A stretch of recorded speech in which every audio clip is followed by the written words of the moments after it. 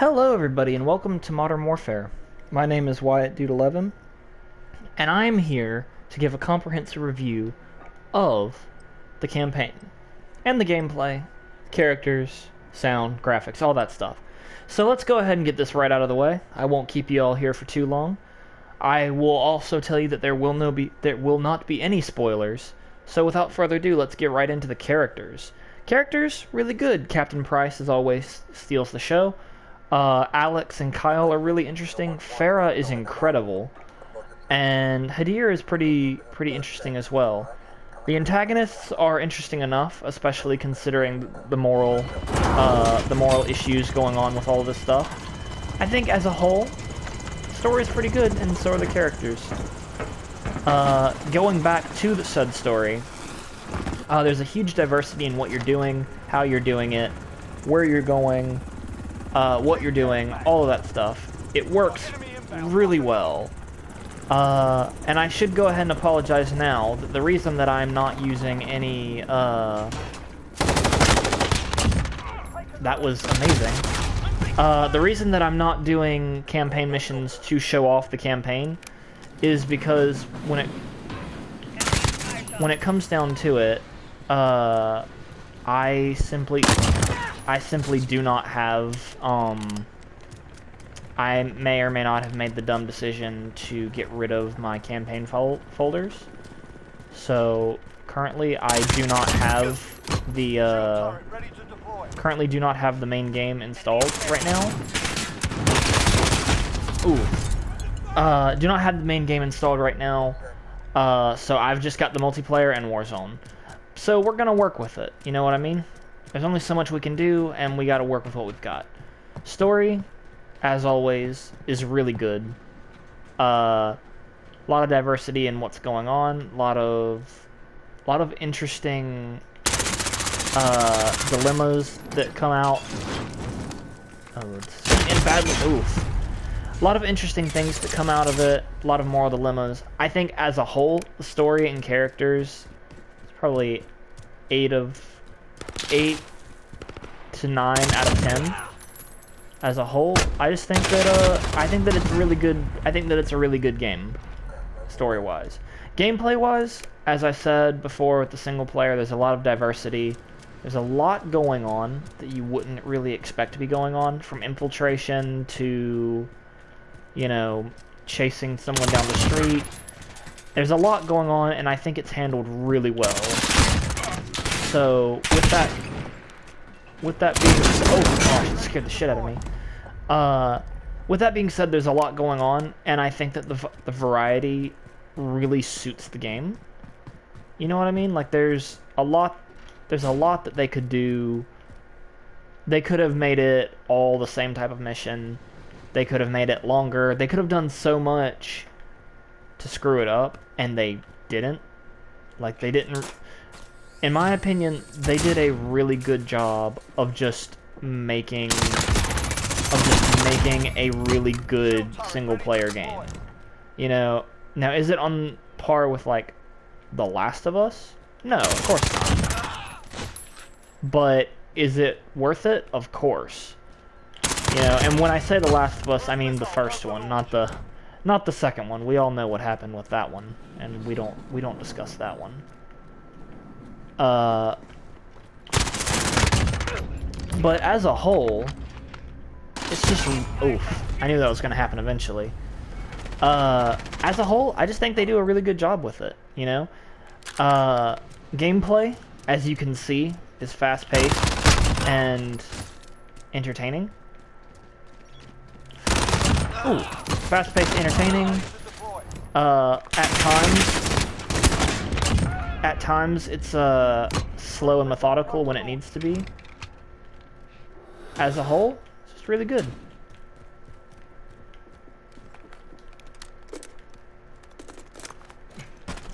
So let's go ahead and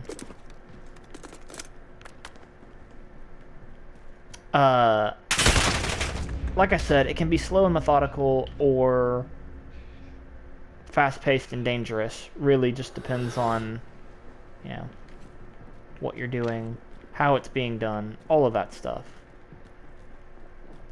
Man, I really want to capture what's about to happen, but I feel... Oh, there it is. There we go. I was about to say, I was like, this is embarrassing. But, oof. As I said, fast-paced, fun, gunplay is satisfying, the sound design is really well done. There's a lot going on, and I keep saying that, but that's because it's true. You know, in one instance, you are guiding a tank towards a Russian complex, and oof. You know, you'd think being next to a tank, you'd be a bit more well-equipped to handle what's going on. But it becomes more of an issue of, you know... Uh-oh. Becomes more of an issue of... you know... Scared the shit out of me. It becomes more of an issue of, you know... It's not a matter of, you know, am I going to have to, like, defend this tank? Is the tank going to defend me? Or, you know, it's very much like, you know, what happens when this tank explodes? Because it's going to explode. I know that it's going to explode. Hello?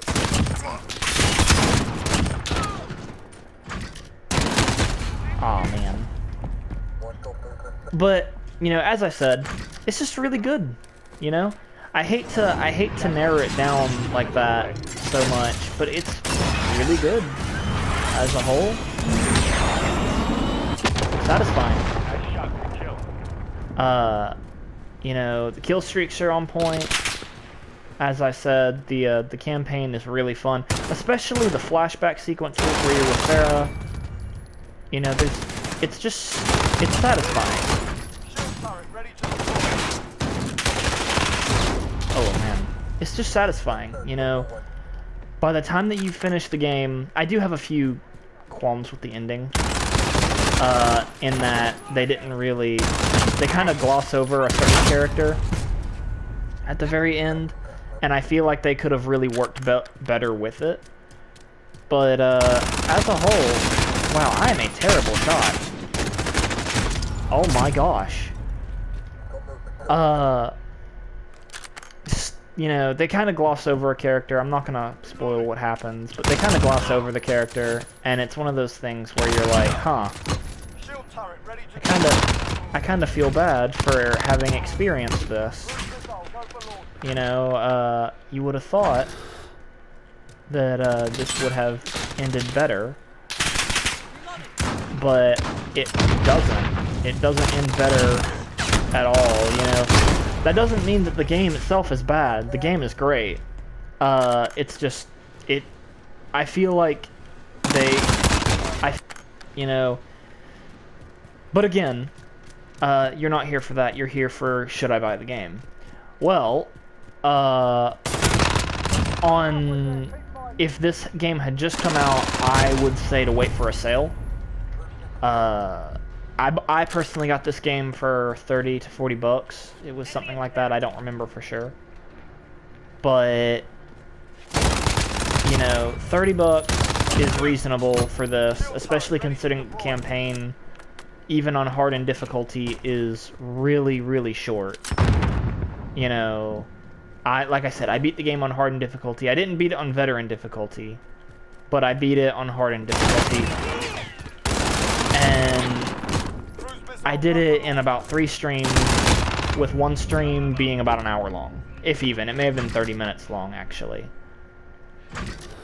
And just as a whole, you know, there's a lot more that they could have done with it. And with that in mind, I think they could have done a bit more with it. But, very short.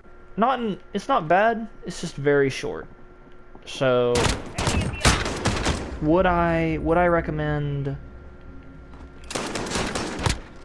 Oh my gosh, the fact that how the heck am I doing this?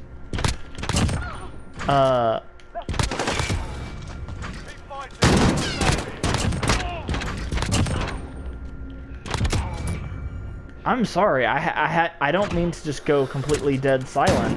I'm somehow still alive after all of this. Anyway, you know, I personally, as I said, I would wait for a sale if possible.